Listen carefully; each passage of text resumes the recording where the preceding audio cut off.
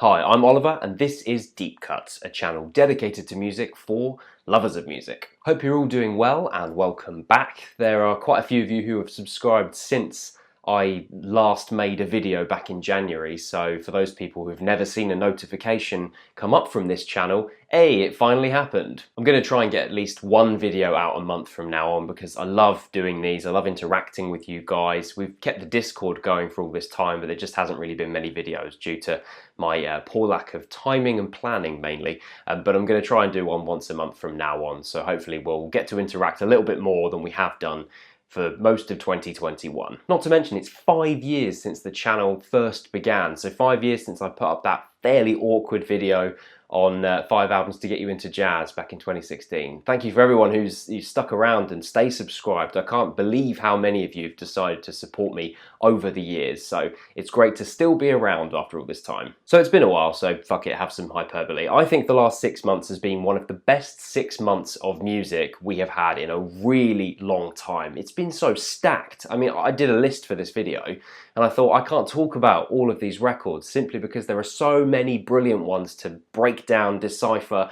and hopefully introduce to some of you. So much so that first off, I'm just going to list a bunch of records I've really enjoyed this year that I absolutely think it's worth you checking out and seeing for yourself. We've had crackers with Serpent with Feet, Deacon, Fortitude by Gojira, Nick Cave and Warren Ellis with Carnage, Genesis Owusu, Smiling with No Teeth, Entertainment Death by the Spirit of the Beehive, William Doyle's Great Spans of Muddy Time, Madlib's Sound Ancestors, Blank Masses Inferno, Blue Weekend by Wolf Alice, Julian Baker's Little Oblivions, Paranools to See the Next Part of the Dream, Japanese Breakfast Jubilee, and Rare Pleasure by Mindsign. And they genuinely are all worth your time.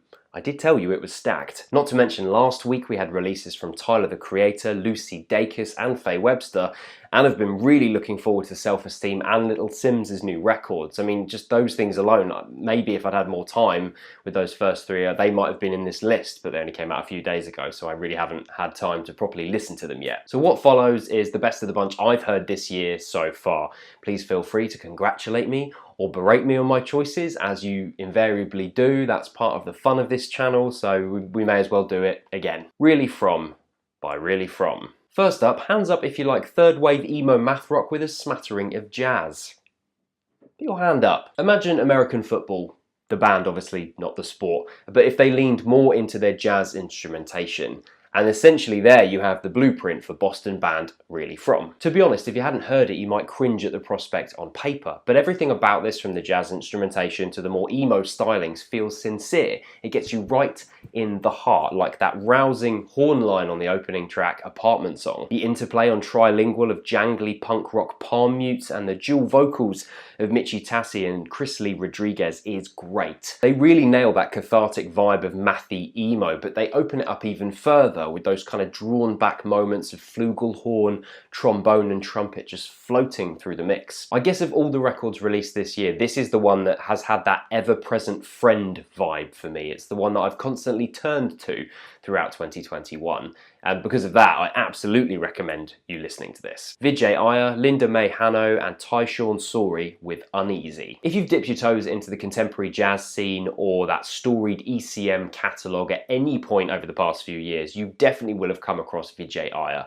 American composer, jazz pianist. He has an insane number of releases under his belt. For this new record, he teamed up with bassist Linda May Hanno and drummer Tyshawn Sorey for this session of 10 tracks that veer from the flighty and kind of pensive opener Children of Flint to a modern working of Cole Porter's Night and Day. The gorgeous title track is one of the most impressive pieces on display on this record, and it's a reminder of the sheer energy a jazz trio is capable of harnessing if it's in perfect step with one another. A flurry of ascending piano stabs, knotty drum parts heavily utilising snare and that desert, dry ride cymbal, and then there's these bass parts that don't just hold down the back line, they offer their own exciting twists and turns. What a work, big fan. Sweet Trip, A Tiny House in Secret Speeches, Polar Equals. Guys, we got a Sweet Trip record in 2021, and it's really good. If you're gazing at your screen right now and thinking, okay, why should I be interested in this at all? You've clearly never fallen for the cult of Sweet Trip, a Californian experimental rock shoegaze glitch duo comprised of Roberto Burgos and Valerie Cooper. Because most who have listened to their music will have either fallen in love with 2003's Velocity Design Comfort or 2009's You Will Never Know Why, which is equally as good, if not maybe better. Incidentally, that was the last time they even released a record, so it left Sweet Trip fans wondering if we'd ever actually get another record from the group. But I'm ecstatic to report that A Tiny House in Secret Speech's Polar Equals, a title I can barely remember and had to properly memorize before recording this video in the first place, is a triumphant piece of work. It's nearly an hour and 10 minutes of blissful shoegazy soaring anthems incorporating elements of glitch pop. Open a Tiny Houses is like a sequel to DSCO from Velocity Design Comfort, and it climbs to some seriously shoegazy peaks in its closing minute. I loved this track, and it was kind of the thing that sold me on the record before I'd even heard the rest of it. The more straightforward pop track of Chapters, which uses a lot of acoustic guitar, something the duo do quite a bit actually throughout this record, to brilliant effect, might be one of my favourite songs of the year from a record that I think is absolutely brilliant. I really want everyone to go and listen to this. Let me know what you think. For Those I Love, For Those I Love. The record I've listened to more than any other in 2021, For Those I Love is a heartbreaking ode to a friendship, spearheaded by one of the most exciting vocal deliveries I've heard in a good long while. David Bouth's debut record is essentially a love letter to his best friend Paul Curran, who killed himself, and the record never loses sight of that from the first second to the last second. If it sounds heavy, it is, but it never gets dragged underneath the weight of its own emotional intensity. Instead, David harnesses the power of euphoria to wrap the entire record in this wistful nostalgia for sticky club floors and mucking about with your mates, whether that's the euphoria of childhood or the euphoria of a 4 to the floor beat. David's voice sits right in the centre of all of this, with his almost Mike Skinner-esque vocal delivery, his Irish accent pivoting between lilting and then almost aggressive, which really goes along with the ebb and flow of this record. I might have listened to Birthday the Pain every single day since this record was released. NYX Gazelle Twin, Deep England. Some of you might remember how much I loved Gazelle Twin's 2018 record Pastoral, a seething record in dismay at this disgusting little racist, bigoted post-Brexit landscape that I currently live in. Do check it out if you haven't yet. And this record, Deep England, is built off of the back of a live collaboration with Elizabeth Bernholtz, aka Gazelle Twin, and NYX, who are a sextuplet vocal drone choir. It's ritualistic and draped in shadow. Listening to this in the dark will gift you with a hypnotic, slightly terrifying experience, like mystical folk from a time and place that's difficult to accurately pinpoint. Open a Glory displays these stunning vocals that just reverberate out into the dronescape. Better in My Day, which was a caustic little number off of Pastoral, and you'll remember it if you've heard that record. Well, it's a version of that on here, but it isn't really any less unsettling or upsetting. In fact, it might even be more so with its down, pitch-shifted, glitching vocals. Really kind of quite terrifying stuff at times, but such a fascinating release. Black Country New Road, For the First Time. Now, unless you've completely ignored all new music for the past year, you will definitely have heard of Black Country New Road. Frustratingly not from the Black Country, what they lack in geographical honesty they make up for with this excellent belter 6-track record. For the First Time came windmill kicking into February, hot on the tails of its own hype. Now this record, it's hard to really explain how hyped this record really was. This is a band that gained this fevered anticipation and love, even just based on some live sets, really similar to what happened when Black Midi first arrived before their first record back in 2018. People really were excited for this record, and I was a little bit concerned that I might end up a victim of the dreaded hype machine. And for some people, that's exactly what's happened. I've already seen online people arguing ad nauseum, getting frustrated about the difference between the single version of Sunglasses and the record version, or the way the band have strayed away from a much loved version or live rendition of a track. But for me, when it comes down to it, this is one of the most exciting debut records in a very long time. It's the insistent horns, angular, awkward guitar riffs, and Isaac Wood's vocals that bounce from almost painfully personal to laughable. I dare you not to laugh at that NutriBullet line in Sunglasses. It just can't be done. And amidst those idiosyncrasies, you get moments of pure sensitivity. I'm thinking of the second half of Athens, France, the build-up towards that melancholy horn-led finale. It's perfect. As is track X, which has this sugary chorus that reminds me of old Los Campesinos or Lightspeed Champion. For me, this is a perfect debut, and I am gagging for a follow-up. Hannah Peel, Fur Wave. A record that couldn't be more in the deep cuts wheelhouse if it was literally titled Ethereal.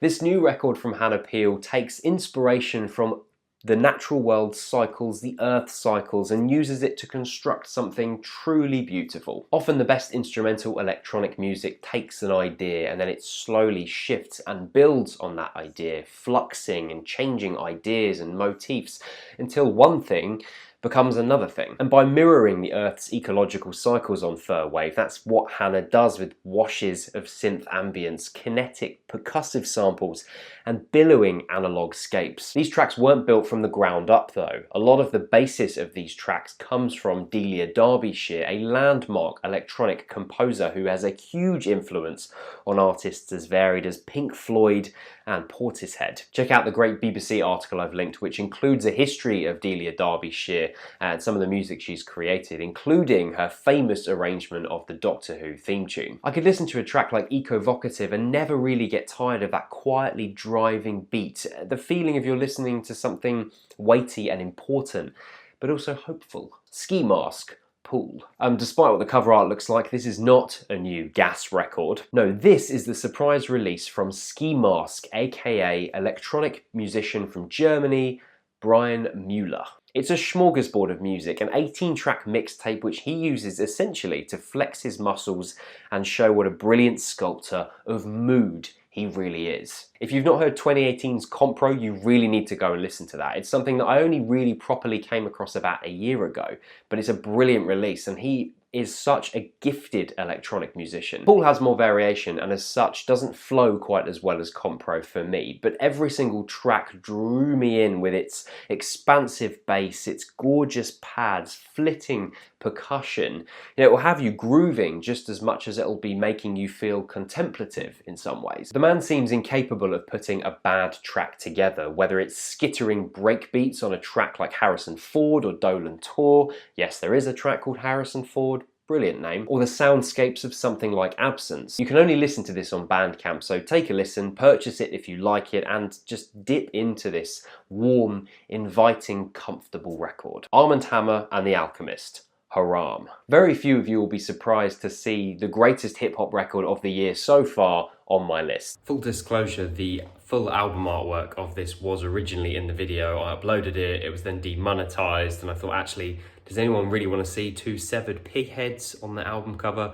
Maybe not. So I've removed it, that's why it's censored, and if you want to go and see it in all of its horrific glory, go ahead. Hammer are a duo made up of Elucid and Billy Woods, and together they make bruising, thoughtful music. If you've never listened to any of their projects before, that will not be lost on you. And this time they've teamed up with fantastic producer The Alchemist. As two of the most dexterous lyricists you're likely to find, the duo go on a whistle-stop journey of the concept of the forbidden, hence the title Haram, which means forbidden in Arabic. But it's the kind of record that you'll need to, or you'll want to, pore over Genius as you listen to decipher some of the knotty lyricism that they jump around on. They're very dexterous vocalists, and it means that you're not going to catch every meaning when you first listen to a track, and it's absolutely worth taking your time to find out what they're writing about, why they're writing about it. For example, the opening lines of Indian Summer are a direct link back to Billy Woods talking about the death of his father and growing up in the US in a single mum household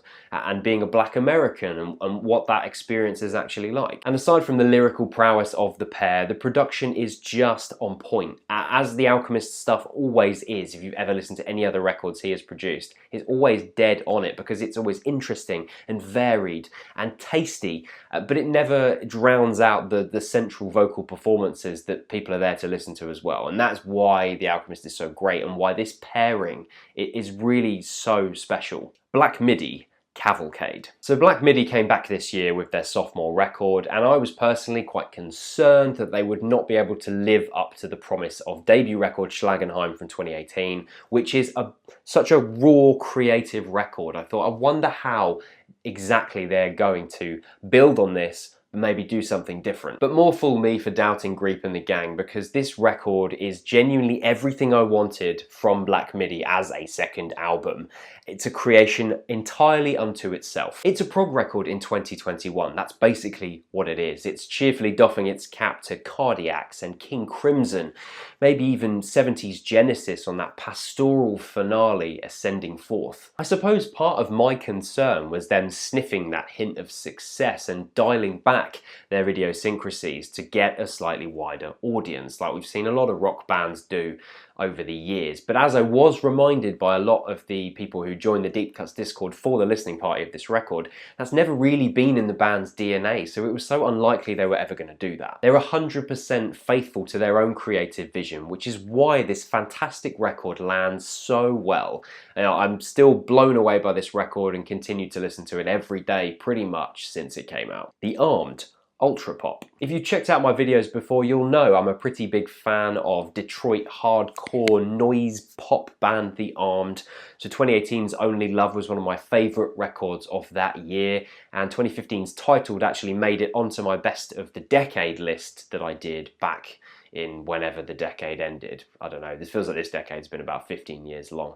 What year is it? But Ultrapop, the Anonymous collective, and yeah, Anonymous, it's kind of their shtick. I'm not really into it personally, I'd rather just listen to the music, but it's kind of a thing that they've done. You're not really sure who's in the band and who's behind it, but whatever. For this record, they've let the melodies creep in even more than the previous record, Only Love, and making this record a riotous noise pop record that dips into those hardcore tendencies that were maybe more fleshed out on the 2015 record. And to be honest, they've done it again. They've created another brilliant record. That's 3 in a row of really strong pieces of work. Not a single second of this release lacks their bristling energy and sheer force, with fuzzed out guitars offsetting some of the sugariest hooks they've ever written, but in a really satisfying way. The group have called this an open rebellion into the expectations of heavy music, the expectations some music fans have of heavy bands, and the expectations that other bands have of themselves.